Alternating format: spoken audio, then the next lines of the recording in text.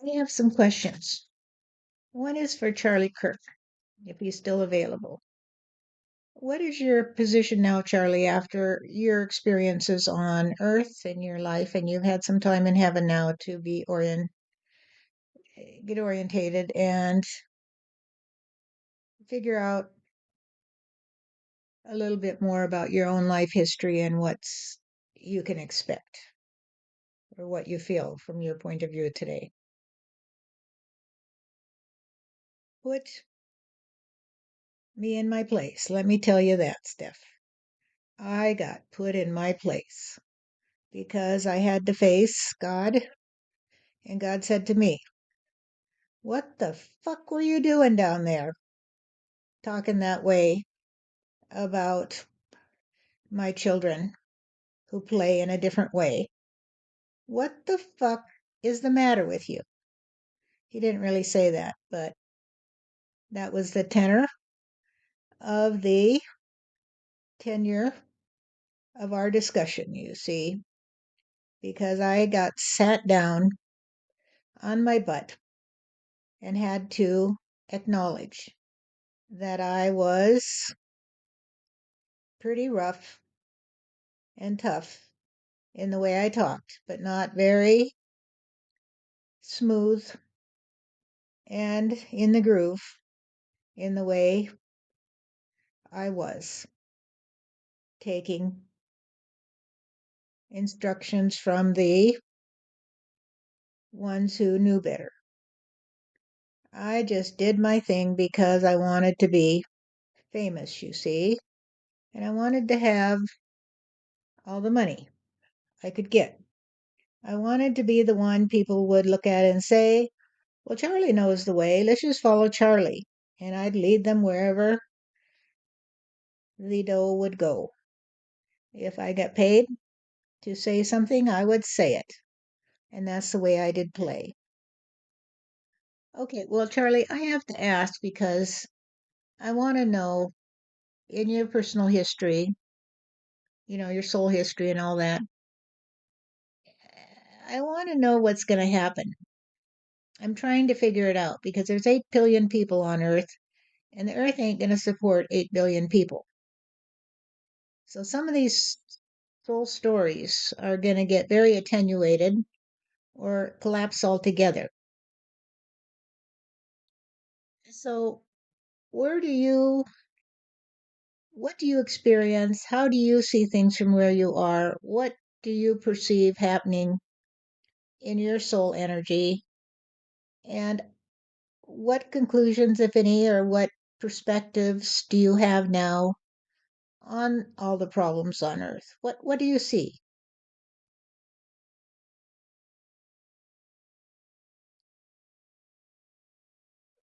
Such a mess. Such a mess is what I see. Because from here I can see all the chaos on the Earth. And I say, wow, it looks very chaotic from here. It looks very, very dark and dreary.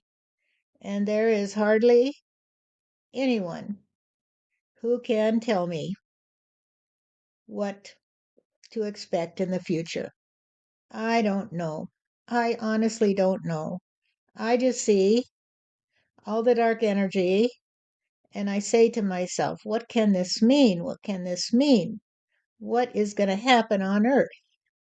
And you have a different point of view, of course, because you're still there and you're looking at it from ground level. But I understand that you also have an elevated point of view, that you are able to penetrate through the clouds and talk to the crowds in heaven in a way that allows you to get a very, very expanded point of view. So for you, it appears that there is a path to safety. That's the way I'm interpreting the energy. That for you, there is a path to safety that opens up for you because you trust on your capacity to address the issues in front of you. You just take them one by one, and you don't skip over them and you don't hide from them. You just address them one by one and clear them out of the way so that you can keep going ahead, is the way that I perceive it from here. So I don't know. I honestly don't know what to tell you because I don't even know if I will be allowed to go back to Earth one day and try to play a different way. I don't know. I do not know. And that's the best I can say. Well, you're happy there, right? Yes, I'm happy here for the time being. I have everything I need for the time being. For the time is being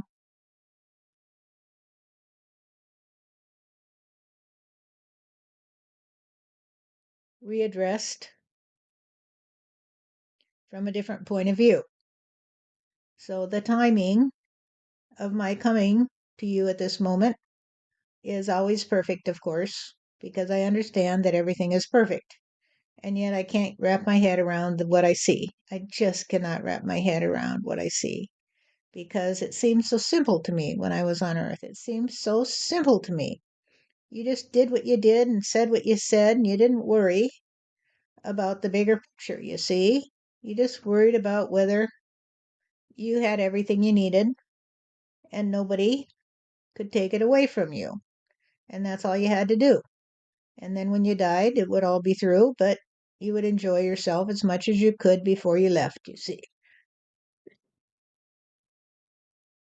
And see, so you didn't trust on an afterlife then? No, I didn't. I didn't even think about it much, Stephanie, to tell you the truth. I just said when you're dead, and who knows what happens, and I don't really care. I don't really care because I'm not there.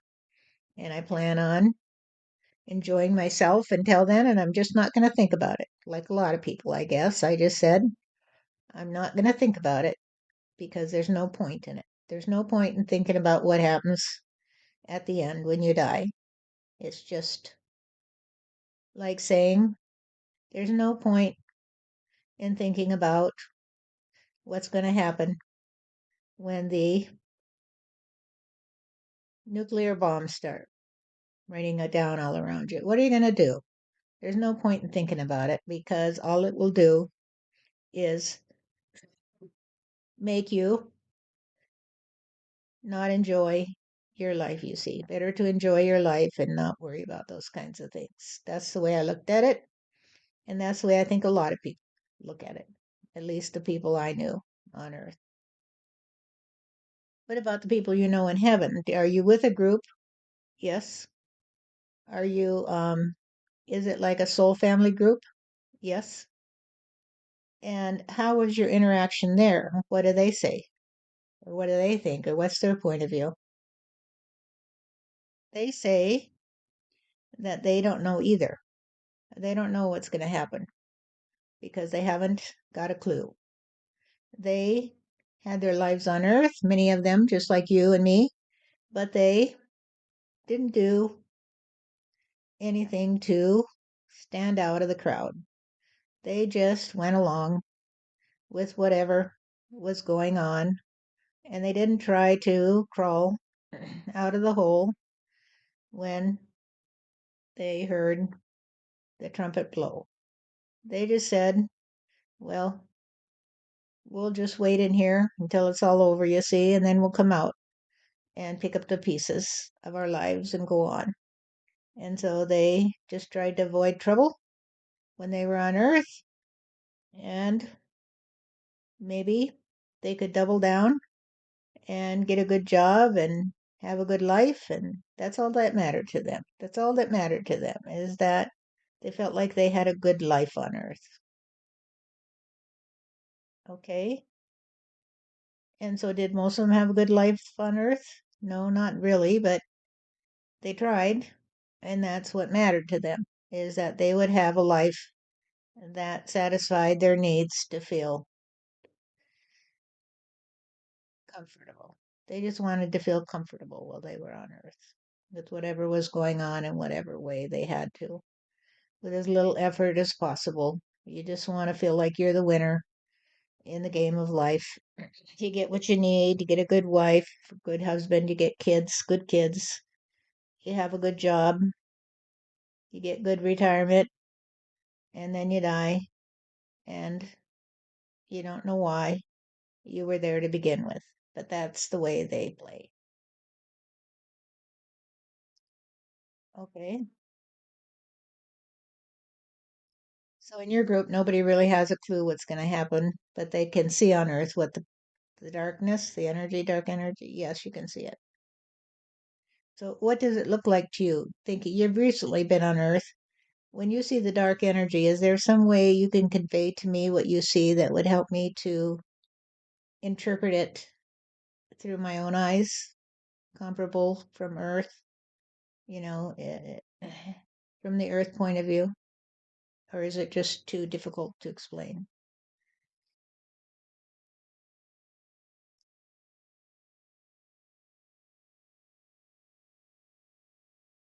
More like a feeling of distress is the best way I can describe it. When you're on Earth and you get that feeling of distress, that things aren't going right, and that you might have to lose some of your trust on the good life, and you start feeling distressed, and you can get really depressed. And that's kind of the way it is. It's a feeling, but it's also a sense of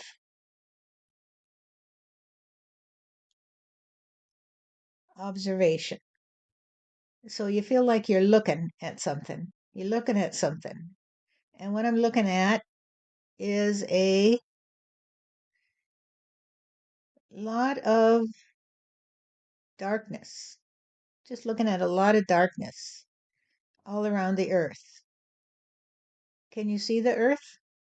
I mean, can you see it? Does it look to you like an earth that you see when you're on earth? You see pictures of the earth from space. Does it look that way? Yes, actually. That's the way I see it, like a ball in space. And there's a lot of dark energy around it. Yes. So does when you look at it and it's a ball in space, do you see it like with oceans and, the clouds and the blue jewel kind of thing? No, I don't see it that way. It's like it is in a fog. It's the best way I can describe it. It's like there's a fog all around it. So do you think the fog is all around the earth, or do you think the fog is simply in your vision, in your point of view? Like, we say on earth, if you stick your head in shit, so to speak, you're going to think everybody else smells like shit.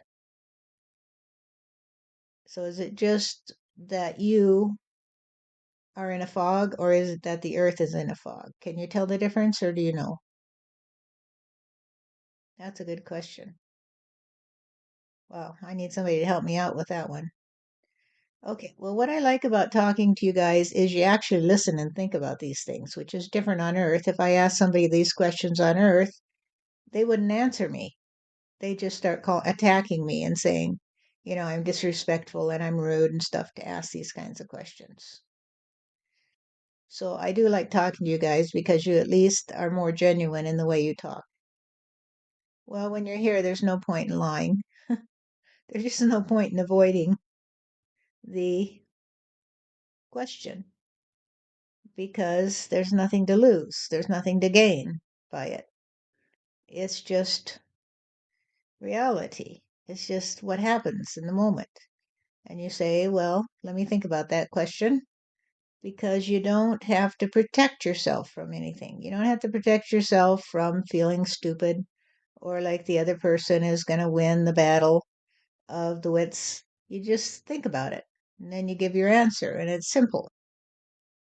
I like that. It's simple to me too, in that way. Once you get so all the fog, when I talk to people on Earth, the fog, I don't know if it's me or them, but the fog that happens in the relationship, it happens, it's a happening, is that they want to avoid the question. We use the example of I got in a discussion on Facebook, and the woman was trying to use some quotes to try to prove that God doesn't exist because of the existence of evil. And I said, well, what if evil doesn't exist? What would that make you? If you're proving God doesn't exist because of evil, what if evil doesn't exist? It's kind of like building up the straw man and then knocking it down and saying, whoa, look at me. I'm so good. Figured it out how to save us from the straw man.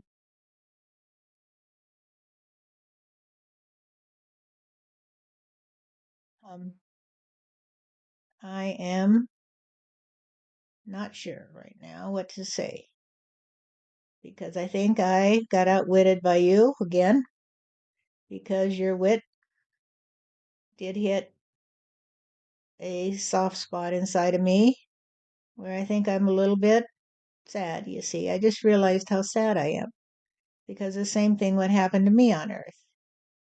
I would ask a question and people would attack me for asking the question. And I finally stopped asking. I stopped asking the questions because I didn't want to be attacked by these people. And so I started figuring out what to say to keep them at bay. And that's pretty much what I would do. Interesting. So, like when you were young or a kid, you would ask questions and people would attack you for asking questions, like really deep questions. Well, I don't know how deep they were, but I would ask questions like, why do people have to pay taxes? Why do they have to pay taxes? And people would attack me and say, well, that's a stupid question. What's the matter with you? And I would say, well, why do you pay taxes? And they would say, I don't have to answer that question. So if I asked you, Steph, why do you pay taxes? What would you say? Well, actually, I don't pay taxes right now. I mean, I do. My house is not worth enough to have a very big tax bill where it is. And so it fits within the exemption in the North Dakota law. So I don't have to pay taxes on my house. I pay sales taxes. So why do I pay them? I pay them because there's a law requiring us to pay them that was created, and that law was created through the appropriate procedures. And I suppose, if somebody held a gun to my head, I'd probably pay them. Not that, I mean, it's not that big a deal to me. It's just part of the give and take of life. I mean, what I mean by that question is, why do we have to pay taxes? Anyway, why did anybody ever come up with the idea of paying taxes? Well, how else would you pay for the roads and the schools and stuff if you didn't ask everybody to contribute? And some people would contribute and some wouldn't. Because some people, I suppose, are more generous and more community minded, and other people are more selfish and just want to collect everything for themselves, I guess.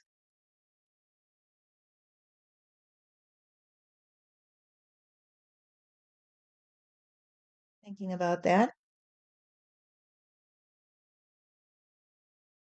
because it makes sense. But when I asked the question, you see, it was because everybody was complaining about paying taxes and saying we shouldn't have to pay all these taxes. Why do we have to pay all these taxes? And of course, they didn't tell me why they had to pay taxes. So I just said, well, I'll just complain about it too. I'll complain about paying taxes and not worry about it because nobody seems to want to discuss the idea of taxes in a coherent way. So we all just complain about it. Maybe somebody else can figure it out, but we don't want to pay that money. We want to drive on the roads and we want to have the fire department come to our house when we have a fire, but we don't want to pay the taxes. And that was the question, I guess, that bothered me. Why are we against paying taxes? It really wasn't why do we pay taxes, it was more about why are we complaining about paying taxes? What alternative is there? That was my question. What is the alternative that you think would work if we don't pay taxes? So I guess I wasn't very clear about what I was asking you, Stephanie.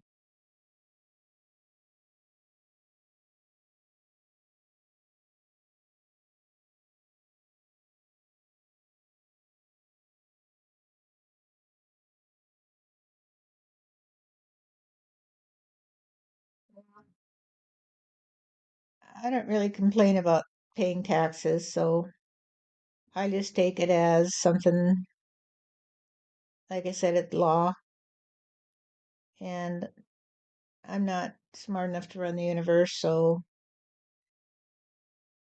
it's just something that I don't spend a lot of time worrying about, I guess. I have spent a lot of time worrying about it when I had to pay taxes and figure out how to pay taxes when I was self-employed, but um, right now I just don't have that much money since I've retired. I just, I get some Social Security and that's about it. I think one year I made some money and they working for somebody and they withheld taxes and that was okay since I retired is what I mean. But mostly it's just if I made any extra money, it was a little bit here, a little bit there. It wasn't very much, you know. I mean, it really wasn't.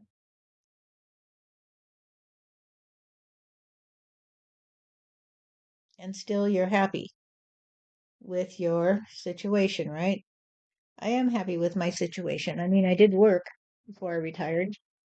So I had made money, but I had to take care of my kids and, pay the bills and stuff like that. I never made a lot of money because it was not my priority to work all the time. My priority was trying to find enough time away to support my kids without be having to be away from them all the time. Be able to be a single parent is really hard.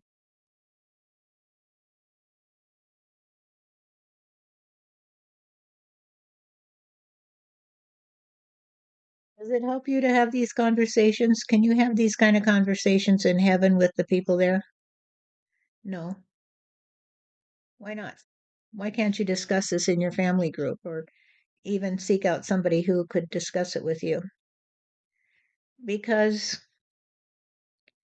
here there is no concern about taxes or anything else. It's just a irritation to have to think about anything that does not serve your happiness. So you just want to be happy when you're here, and who wants to talk about taxes?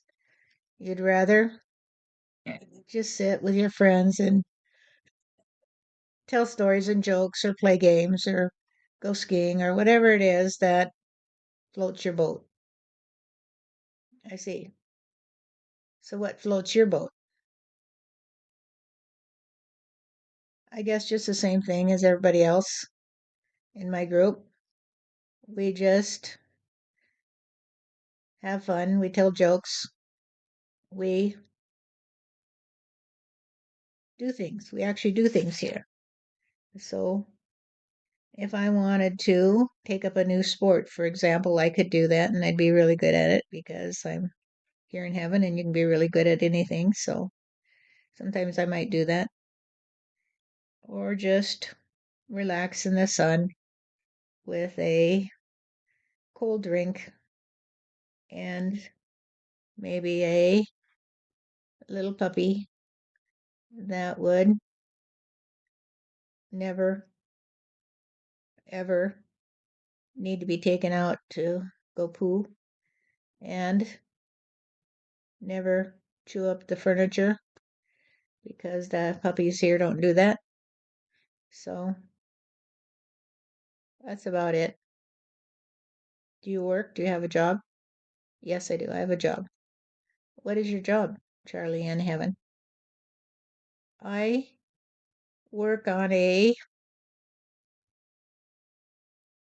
campaign for governor, because I'm running for governor, you see, of the state where I am located, when I will hold office, you see, in a way where I will be beloved by the people, you see, and they'll all cheer when I come to talk to them. Okay, so you're in politics. Yeah. And you like that. Yeah. And you go to office every day? No, not nearly. Just when I want to, because after all, there's nothing to do whether you're just campaigning except get people to vote for you. And here, they all vote for me. So there's no problem, you see. And so I just give speeches and talk to people and tell them what I think and drink a cup of coffee and say, huh, interesting today. I think we should do this. Why don't we create some new committees to do this or that? And you can report back to me. And I like it, you see. I like it, you see. I see. So you have that kind of bent that you like to be in the public eye. Yeah, I do. I'm not going to ask you about your past lives, but I would imagine you've had some where you've played those kinds of roles. Okay, so you really don't know what's going to happen to you or your energy, your soul history. Have you asked God about it? No, I don't want to know. I'm happy. Why worry about it? Exactly, I guess. Why worry about it when you're happy?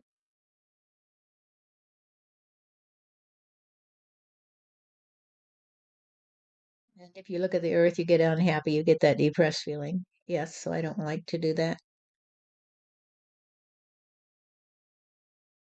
So do you ever think about what will happen when you go back to earth or if you will go back to earth? Ouch. You have a habit of forcing me to think about things that are not appealing to me. So I don't really want to think about that, Stephanie. I told you I don't know. I don't know. I don't want to think about it and I don't want to know about it. So just leave me alone on that subject anyway. And I'll tell you what I do here and how happy I am, but don't push my buttons, okay? Okay. Kind of like the people on earth.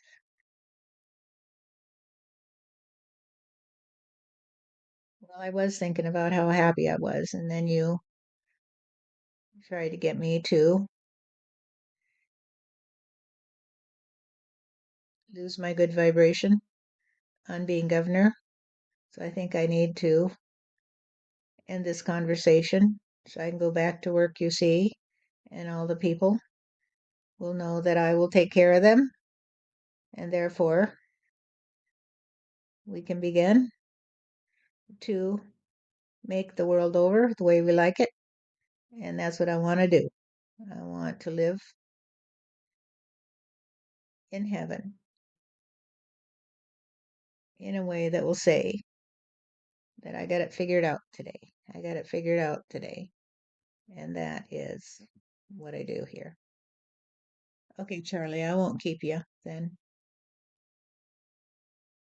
I guess you're pretty settled in with your soul family. Thank you for inviting me in for a conversation. I wish you a good day. And if you ever can be the one who can reassure me that everything will be okay, then I won't have to run away from the whole subject of what's going on Earth. You see, I just don't even want to know. But if somebody could just hold my hand and say, it's all going to be okay. It's all going to be okay. Well, I can do that because it will all be okay. I already know that. Everything is perfect, so it has to be okay, Charlie.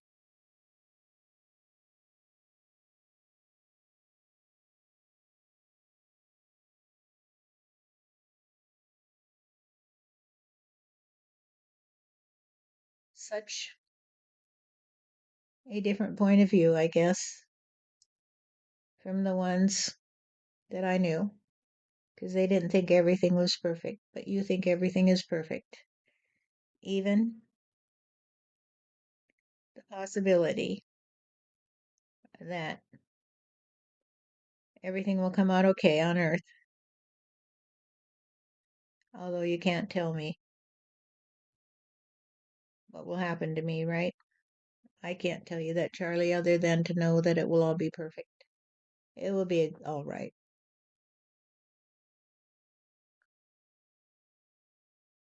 It will be all right. God has it in hand.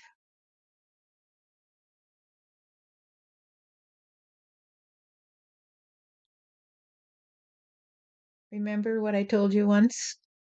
That I was the one who had to come to see that I deserved to be served a helping of regret for what I did while I was on Earth? Yeah. Do you still feel regret? No, not now. Sometimes when we first come here, we're still unwinding from our lives, you see. But I don't worry about it anymore. I just wondered if you could tell me if you regret talking to me about all these things you see. No, why would I regret it? I don't even know why I would regret it. I haven't regretted it. Thank you then, because I wasn't sure if you were someone who would not want to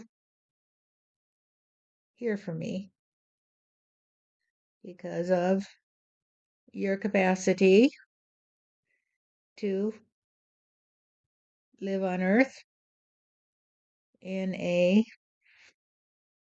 way that would not sacrifice yourself to the ones who tell you what to do. And so you were pretty critical of me while I was on earth, you see, right? Definitely. So I didn't know if you would keep that attitude since I've been here. No, because when you're here, like you say, you don't have any reason to obfuscate. You don't have any reason to lie. You don't have any reason to feed the ego, do you? No, I don't. And so if you don't have any reason to feed your ego, your fear of God, I guess, of, like you said, you just thought you'd be dead, then then why would I be concerned? Mostly I'm just concerned with people that act like you on earth that destroy it for everybody, for others, so that everybody doesn't get a chance to live and play in a peaceful and harmonious way. It's like seeding.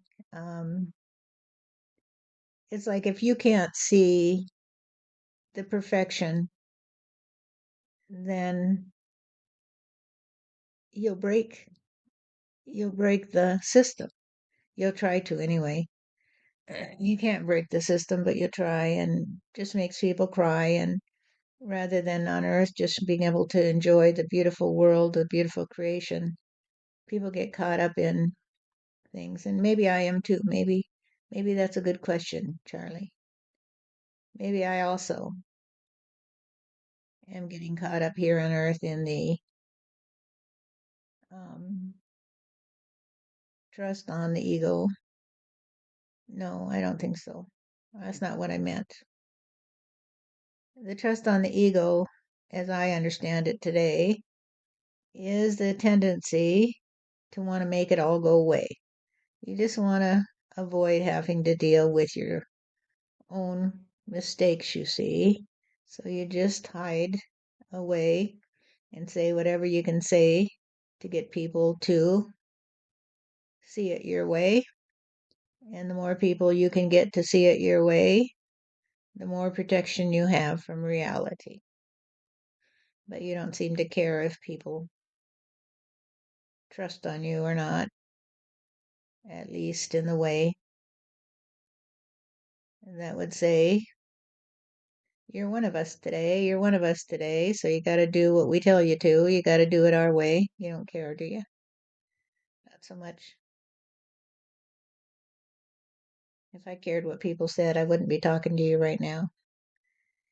I wouldn't have this connection to heaven, or at least I would be resisting it.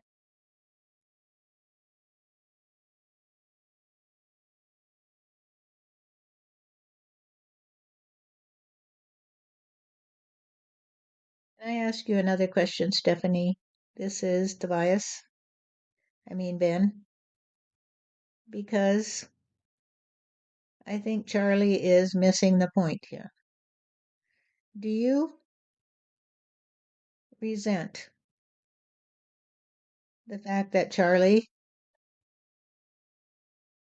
said a lot of things while on Earth that were pretty cruel in the way that they made people feel that they weren't good enough if they disagreed with the majority, you see? They would have to be treated very, very poorly if they disagreed with the majority. And the majority wanted to destroy the minority so they didn't have to feel guilty, you see, for hating them. Whoa, Ben, that's like a crazy loaded question, and it's loaded about 6 different ways. I know. What I'm trying to get across to Charlie is that you don't even have a point of view on what is true to others, you see, other than the trinity of you and God and reality. And so, what's true to you is that everyone is a part of your reality, and yet every single one of them is a part of their own trinity with God, right? Right. That's a good way to say it. Yes, and that's the way I see it. So your truth is very simple, you see, that you and God are partners in the trust on creating a reality. And in that reality, you afford to everyone the same capacity as you have. So every one of them can be the one who trusts on God to help them create their own reality, right? Right? So I'm wondering, Charlie, if you understand this, that you say you don't know what's going to happen to you as if you have no part to play in it. What if you began to think about what you could do? What could you do to change the feelings you have inside and what you see around the earth today? How could you help the earth? Do you think that you have the power to work with God to change the things that cause you to feel a bit unhinged when you think about them? Have you got the capacity to be creative, you see, about the future? Or are you just a victim of circumstances?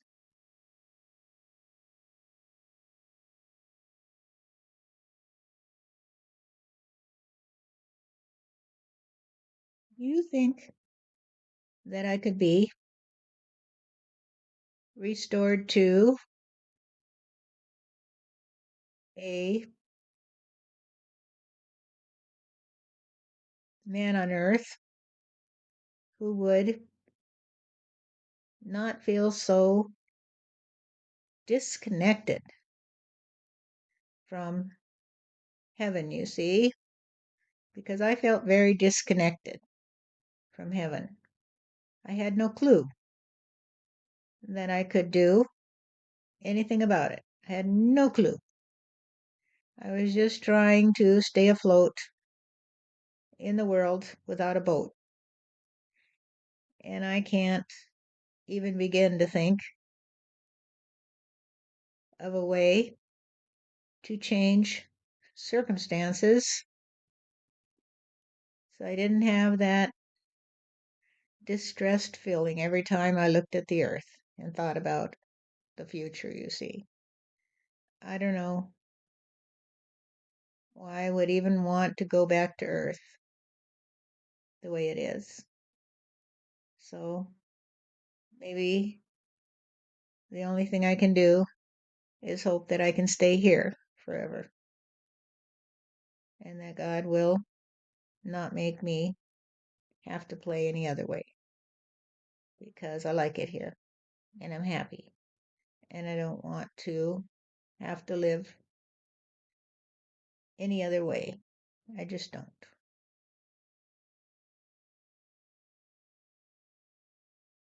What do you think, Steph, about what he says? Um, what do I think about it? Thinking about it. I guess I'm thinking about it, so I am thinking about it. Um, I'm thinking that he still feels disconnected from circumstances, from his world, even his world here. He likes his world here, but I think I'm getting the feeling, Charlie, that you still feel disconnected because there's something outside of you that's controlling business, and you're just trying to hide away in your little world that you create around you. You do create it here in heaven, so you are creating your world around you in heaven. So it's kind of a dichotomy, isn't it? That you can create your own world in heaven where you are your campaign for governor, where everybody will cheer and love you. So you create that reality. And then you look at the earth, and it's like something that's out of your control. It's there, but it's not part of your world that you've created. So it's like there's something outside of your created world that scares you, or threatens you, or feels distressing. That's kind of the way I'm seeing it. And you just want to stick in your little world because of what's out there that's distressing to you.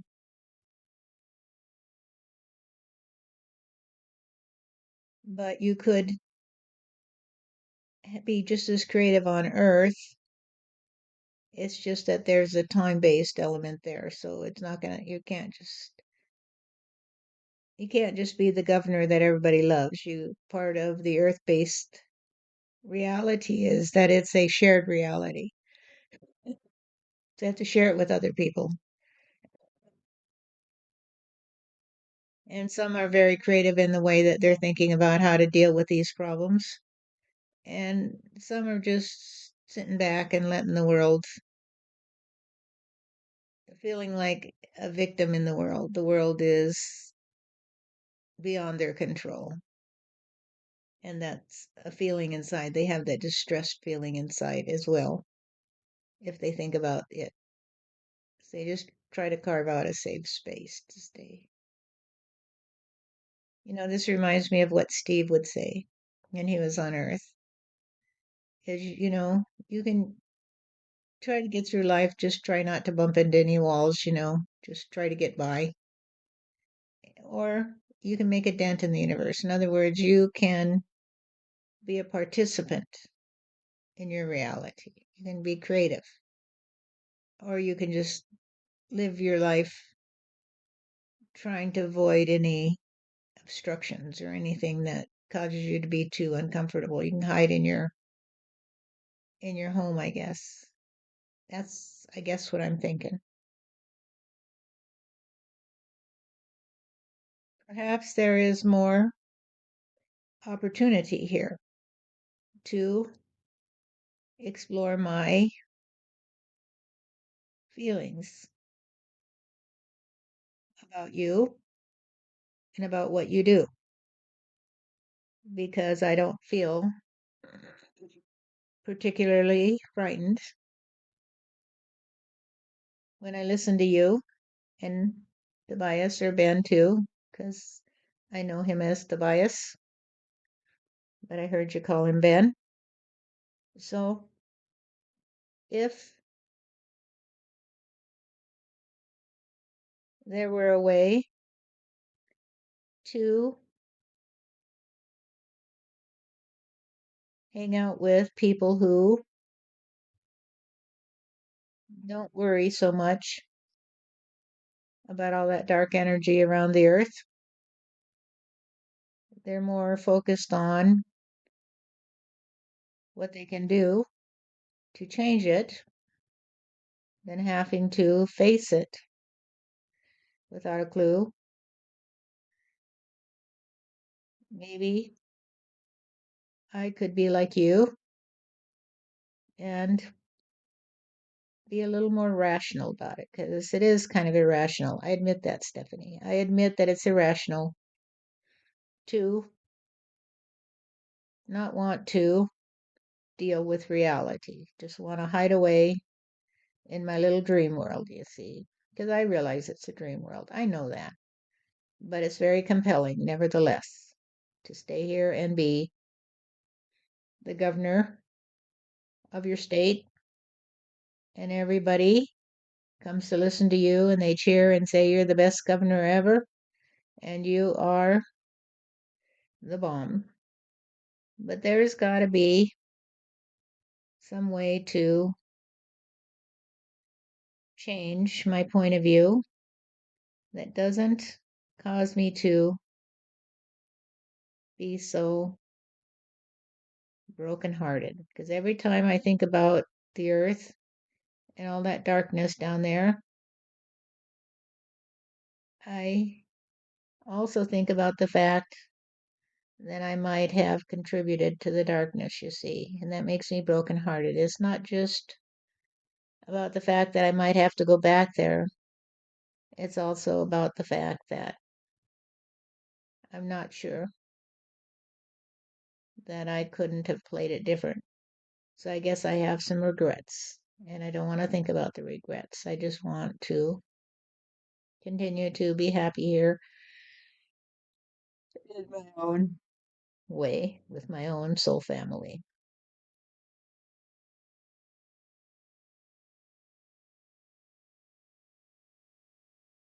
Then you're more patient than I am, or maybe not, with people and trying to get them to see how to play in a different way, even in heaven.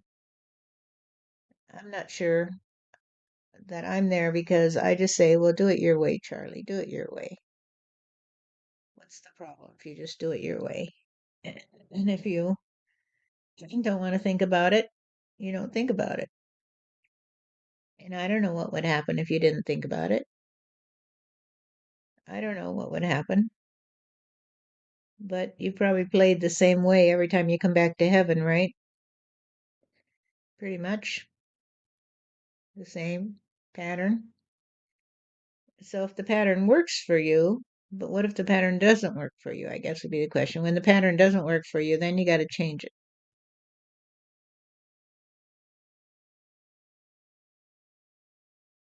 Well, could it be that I contributed to the dark energy on Earth? And if the Earth can no longer sustain life and humans can't live on the Earth, what does that say about me? What does that say about my reality? If I am a part of a trinity with God and I look at the earth and I see all that dark energy and that's my reality, what does that say about me? What does that say about me? I don't think I want to know. I don't want to know that I caused some disturbance below.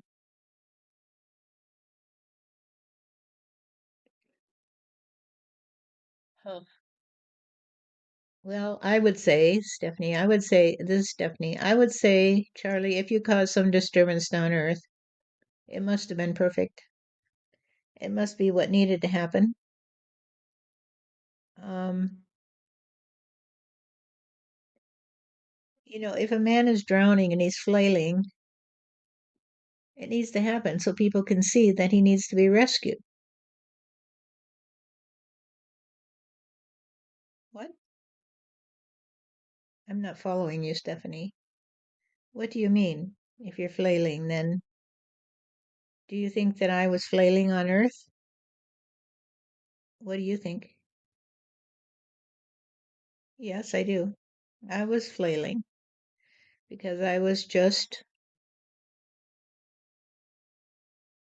kicking my arms and legs and shouting to see who would save me, you see. And all these people came forward to save me. They said, we'll save you. We'll give you all this dough if you'll go and say what we tell you to. And I said, okay, I'll do that. So they saved me from drowning, I guess. Didn't they? Well, I suppose so, because you got what you wanted. What you wanted was have fame and money, right? Yeah, and you got it. And the price I had to pay was that maybe I added to all the chaos on Earth that's going on right now down there. Maybe. But if you hadn't, we wouldn't be having this conversation, right? Right?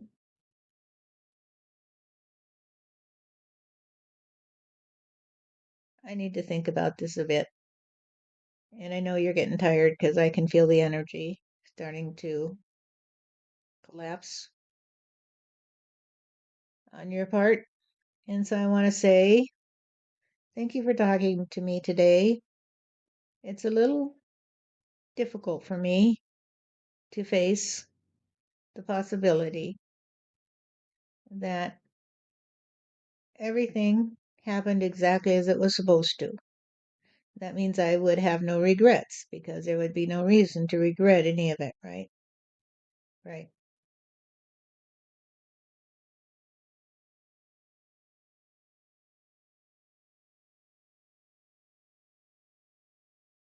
So I need some time to process, and I will look forward to talking to you again if you will be so kind as to let me in on a discussion with you and Ben and anyone else who might have something good to add. Okay, Charlie, take care. I will. Thank you.